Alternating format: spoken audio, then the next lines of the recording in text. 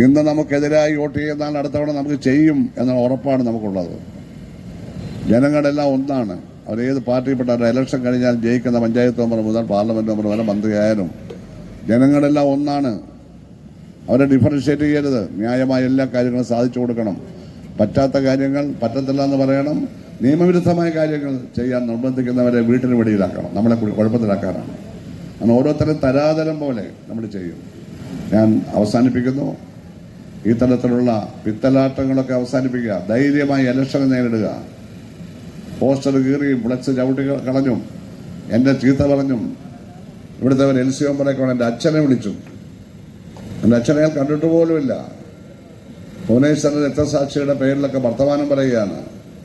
എൻ്റെ ഇന്റർവ്യൂ കണ്ടില്ലവരെ കാണാതെ പറയുകയാണ്. ഭുവനേശ്വരനെ ഇപ്പോൾ അവരങ്ങ് എടുത്തിരിക്കുകയാണ്. നിങ്ങൾ അവനെ കണ്ടിട്ടില്ല ഇവിടുത്തെ ഈ പാർട്ടി നേതൃത്വം. ഞാൻ അന്ധവിശ്വാസിയൊന്നുമല്ല. പക്ഷേ ഭുവനേശ്വരൻ അനശ്വരതയിൽ നിന്ന് എഴുന്നേറ്റ് വന്ന് നിങ്ങളെ ശിക്ഷിക്കും. നിങ്ങൾ ഈ കള്ളത്തഴിഞ്ഞ് പറഞ്ഞു രാഷ്ട്രീയ സംഘടനകളെ പർവ്വതീകരിച്ച് വ്യക്തിപരമായി ചിത്രീകരിക്കുന്നത് ശരിയാണോ? നിങ്ങൾ കോൺഗ്രസും മുസ്ലിം ലീഗും ആയിട്ട് തമിഴ്നാട്ടിൽ ഐക്യമുന്നണിയല്ലേ DMKയുടെ നേതൃത്വത്തിൽ? മുസ്ലിം ലീഗും കോൺഗ്രസും അതിനകത്തല്ലേ? CPIയും CPIയും ഇല്ലേ? അങ്ങനല്ലേ 8-9 MLA കിട്ടിയത്? നിങ്ങൾ ബംഗാൾ CPM കോൺഗ്രസ് ഐക്യമുന്നണിയാണ്. പക്ഷെ ഒറ്റ സീറ്റ് കിട്ടിയില്ല. കോൺഗ്രസിന് 2 കിട്ടി, CPM-ന് 1 കിട്ടിയില്ല. ത്രിപുരയിൽ ഐക്യമുന്നണിയല്ലേ? നിങ്ങൾ വടക്കേ ഇന്ത്യയിലെ എല്ലാ സ്റ്റേറ്റിലും ഐക്യമുന്നണിയല്ലേ? അതിലെന്താ ജനറൽ സെക്രട്ടറി MA ബേബി ബീഹാറിൽ ഇന്ത്യ മുന്നണിക്ക് വേണ്ടി പ്രസംഗിക്കാൻ പോകുന്നതിന് പഠിച്ചാൽ കണ്ടല്ലോ. പോകണ്ടേ? കേരളത്തിൽ 2 കൂട്ടർക്കും ശക്തിയുണ്ട്. അതുകൊണ്ട് ഇവിടെ ആവശ്യമില്ല. ഇപ്പോൾ 2 കൂട്ടർക്കും ശക്തി കുറയുകയും സങ്കല്പമാണ്. വർഗീയവാദികൾ വടക്കേ ഇന്ത്യയിലെ ചില സ്ഥലങ്ങളെ പോലെ കയറി വരികയും ചെയ്താൽ കോൺഗ്രസും CPM-ഉം ഒറ്റക്കെട്ടായിരിക്കും. പിന്നീട് ഇന്ത്യ മുന്നണി പെട്ടെന്ന് ഇവിടെ പ്രത്യക്ഷപ്പെടും. അങ്ങനെയുള്ള സംഭവങ്ങൾ ഇപ്പോൾ ഉണ്ടാകുമെന്നല്ല ഒന്നും പറയാൻ പറ്റില്ല. അപ്പം അതുകൊണ്ട് കോൺഗ്രസുമായിട്ട് ഞാൻ പിന്തുണ വാങ്ങിച്ചിരിക്കുന്നത് CPM-ൽ നിന്നുകൊണ്ടല്ല എന്ന് ഓർത്തോട്ടം. നിങ്ങൾ CPM-ഉം കോൺഗ്രസും മുസ്ലിം ലീഗും തമ്മിലുള്ള ഐക്യമുന്നണിയാണ് DMK ഉണ്ടാക്കിയത്.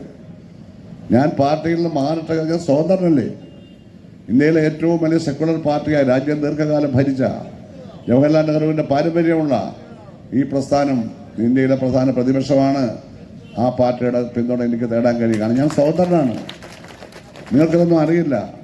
രാഷ്ട്രീയമായിട്ടുള്ള വിവേചന ബുദ്ധിയില്ല, വിശകലന ബുദ്ധിയില്ല. ഇന്ന് പത്രത്തിൽ കണ്ടു G. സുധാകരൻ പറയുന്ന ആശയപരമായ കാര്യങ്ങളെ പ്രതിരോധിക്കുന്നതിൽ ജില്ലാ സെക്രട്ടറിയിൽ പരാജയപ്പെട്ടിരുന്നു. 1000 ജന്മം ജനിച്ചാൽ ഞാൻ പറയുന്ന ആശയങ്ങൾ അവർക്ക് മനസ്സിലാവത്തില്ല. ഞാൻ പറയുന്ന കാര്യമൊക്കെ മനസ്സിലാവില്ല. അവർക്കത് പ്രതിരോധിക്കാൻ പറ്റില്ല. കാരണം അവർ കാണിക്കുന്ന തോന്നിവാസങ്ങളെയാണ് ഞാൻ തുറന്ന് കാണിക്കുന്ന ആശയപരമായി. എല്ലാവർക്കും നന്ദി പറഞ്ഞുകൊണ്ട് നിങ്ങളെല്ലാവരും കേരളത്തിൻ്റെ പര്യായമാണ് കേരവൃക്ഷം, വൃക്ഷത്തോപ്പ്. കേരളമെന്ന് കേട്ടാൽ അഭിമാനപൂരിതമാകണം അന്തരംഗം എന്ന് പാലാ നാരായണൻ നായർ അദ്ദേഹം എഴുതിയിട്ടുണ്ട്. കേരളം വളരുന്നു. അന്യമാം രാജ്യങ്ങളെ കയറിയും കടന്നെത്തുന്ന അന്യമാം ദേശങ്ങളിൽ കേരളം കേരവൃക്ഷത്തിൻ്റെ നാട്. ആ കേരവൃക്ഷങ്ങൾ 4 കേരവൃക്ഷങ്ങൾ നിറഞ്ഞു നിൽക്കുന്ന തേങ്ങ നല്ലതുപോലെ വിളയുന്ന 4 തെങ്ങുള്ള ഒരു തോപ്പാണ് എൻ്റെ ചിഹ്നം. ഏത് കൊച്ചു കുഞ്ഞിനും മനസ്സിലാവും. ആരെയും ഒരുപാട് പറഞ്ഞ് പഠിപ്പിക്കണ്ട. നിങ്ങൾ പറഞ്ഞു കൊടുത്താൽ മതി. പക്ഷേ ചിഹ്നം അടിച്ച ആ പോസ്റ്റർ എത്രയും വേഗം ഒന്ന് ഒട്ടിക്കണേ. ആവശ്യം പോലെ അടിച്ചിട്ടുണ്ട്. പോസ്റ്റർ എല്ലായിടത്തും ഒട്ടിക്കുകയും പോസ്റ്ററിന് കാവലെടുക്കുകയും വേണം.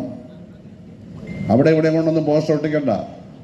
ചെറിയ തട്ടി പോലെ ഉണ്ടാക്കി അതിൽ വെച്ച് ഏതെങ്കിലും തൂണിൽ കെട്ടിയാൽ മതി. അല്ലെങ്കിൽ ഒരു കടയിൽ വൈകുന്നേരം വരെ ഒരു കടയിൽ വെച്ച് കടയുടെ മുമ്പ് വെച്ചിട്ട് വൈകുന്നേരം കടയിൽ വെച്ചാൽ മതി. പോസ്റ്ററൊന്നും നഷ്ടപ്പെടരുത്. പോസ്റ്ററിന് 4-5 രൂപ വിലയുള്ളതാണ് നമ്മുടെ പോസ്റ്ററിന്. അത്ര വലിയ വിലയല്ല. അതുകൊണ്ട് പോസ്റ്ററുകൾ നഷ്ടപ്പെടരുത്. പോസ്റ്ററുകൾ നഷ്ടപ്പെട്ടു എന്ന് പരാതി പറഞ്ഞിട്ട് കാര്യമില്ല. പോലീസിന് പരാതി കൊടുത്താൽ അവരത് വലിച്ച് കീറി കൊട്ടയിൽ എറിയത്തേ ഉള്ളൂ ഇപ്പോൾ.